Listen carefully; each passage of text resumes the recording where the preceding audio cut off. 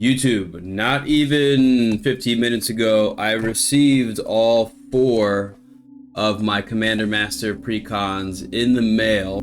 So in today's video, what we're going to do is play test this commander deck so that players that are looking to purchase this commander deck, specifically the Sliver Swarm, you're going to be able to understand how to play this commander deck at a higher level so that when you sit down and play, you know the order in which you are supposed to play individual cards.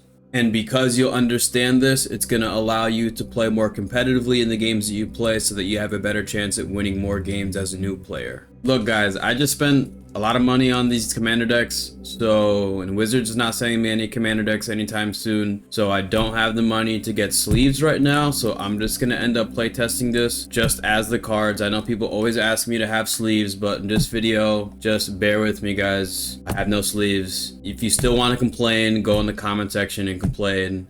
It's fine. At the end of this video, we're gonna open up the little collector booster pack sample that we have over here, and we'll see what we get in this, but we'll do that at the end of the video. I'm just gonna open this up and shuffle all the cards.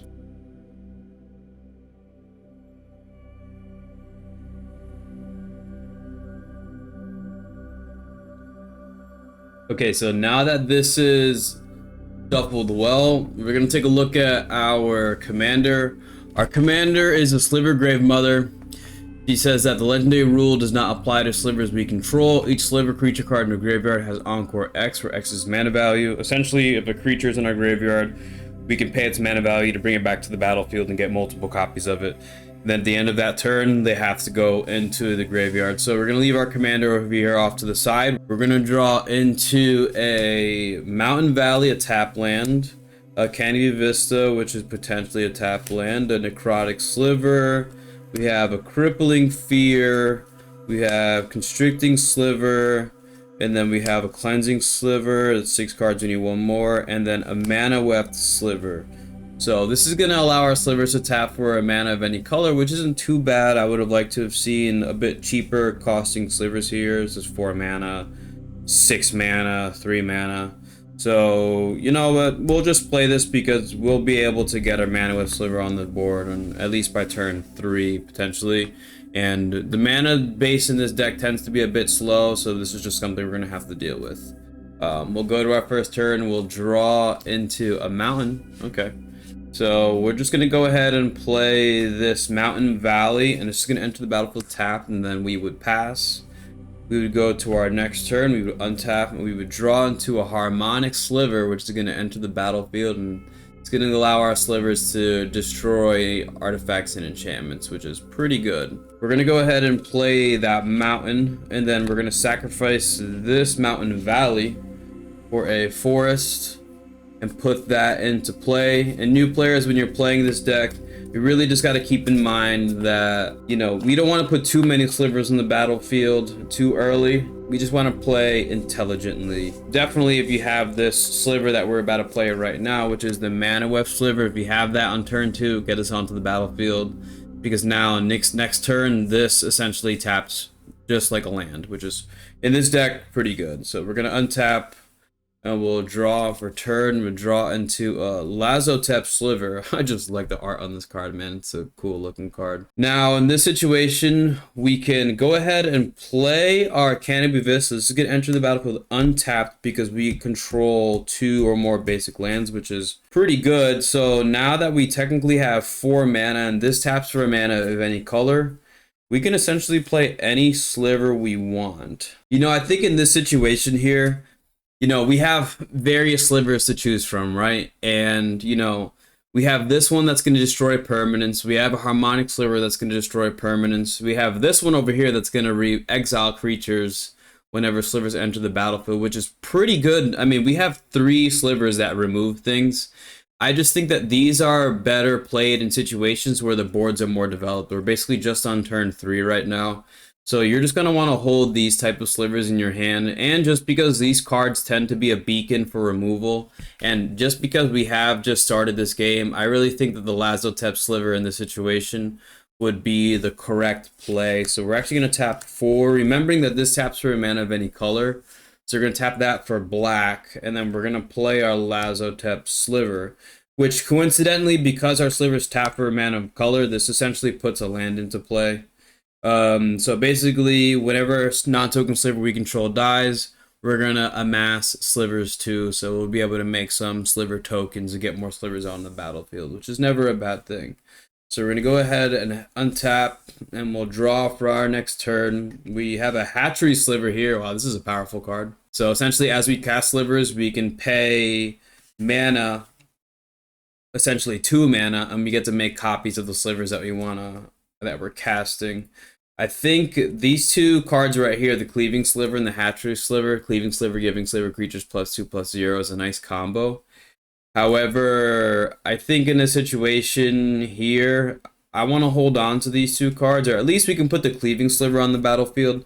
Understand as well, new players, that in a situation, I could tap 5 mana and put my commander into play. But the thing is that, keep in mind, our commander cares when we have a bunch of Slivers in the graveyard.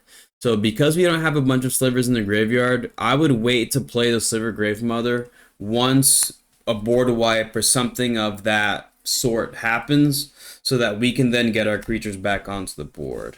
So unfortunately, we haven't played our land this turn. I think 2 turns in a row, if I'm not mistaken.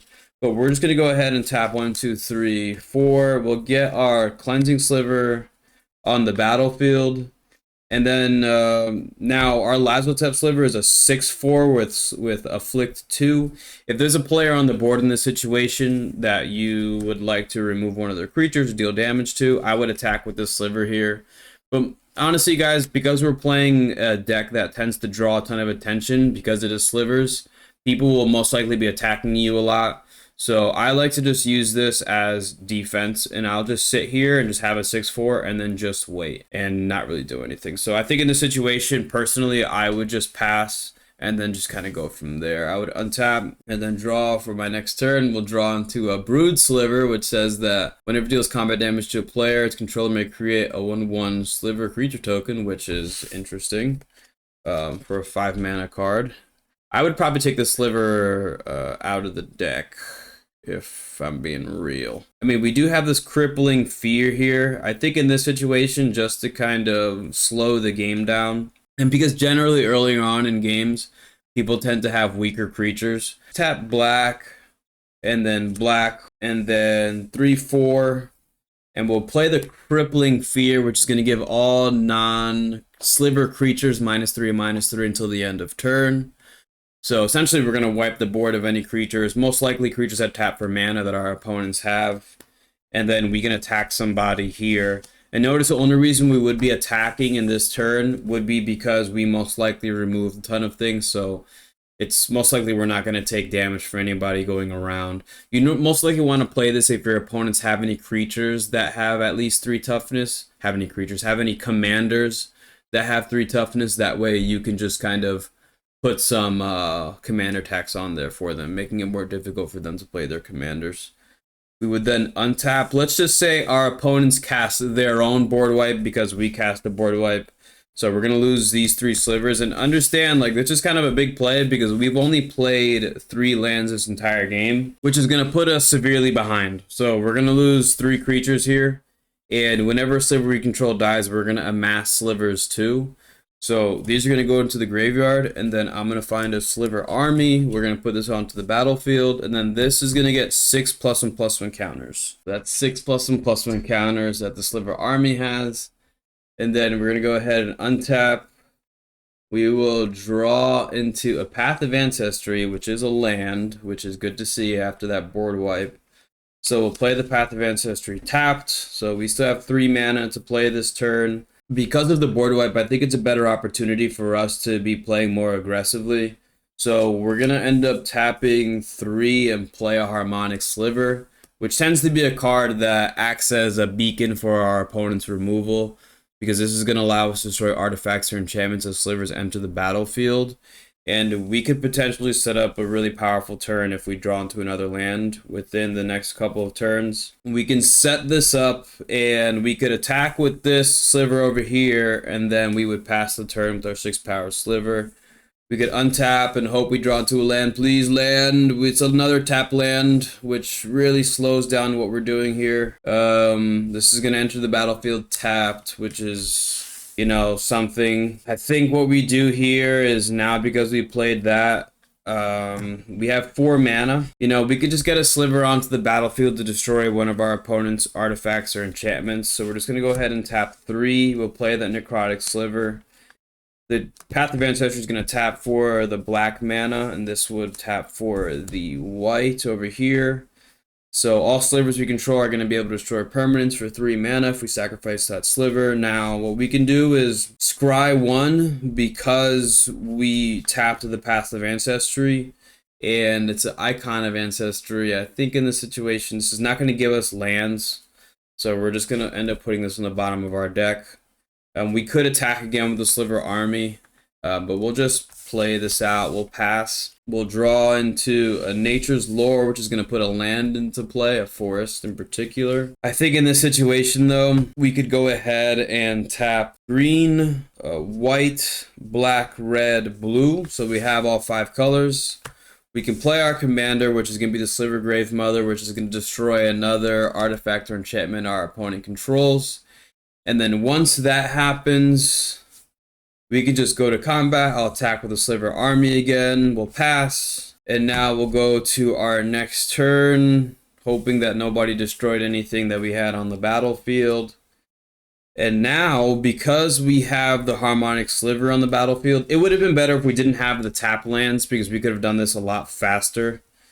But because we have the Harmonic Sliver in play, we could essentially pay 2 mana to then put a Mana Weft Sliver onto the battlefield. Actually, no, let's just be more aggressive.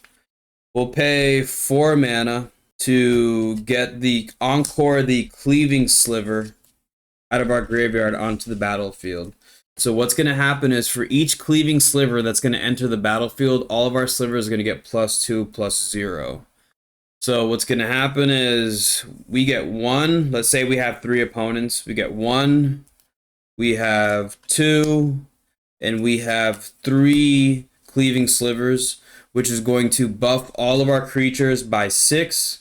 So if we attack somebody with all these creatures this turn, we could attack for 12, 8, 7, 12 again, and then 8, and 8 damage, which, you know, I'm not even going to add all that up. You guys understand it's a lot of damage.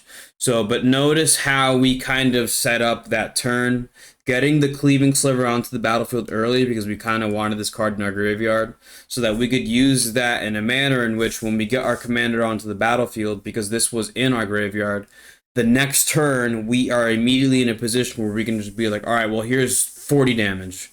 And most likely, if our opponent lacks blockers or if our slivers have flying, because there are slivers inside this deck that I most likely would be able to find if I look for it, that are going to give all of our creatures flying. And just like this Gale Rider Sliver for 1 mana as well. This is a pretty good card.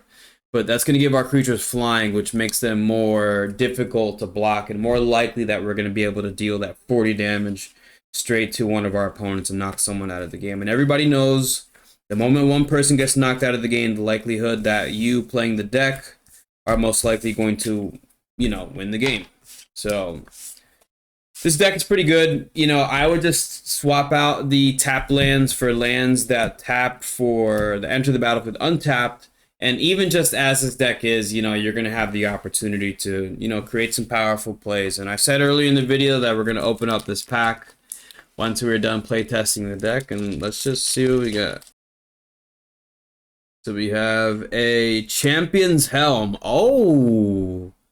As long as equipped creature is legendary, has hexproof. Okay.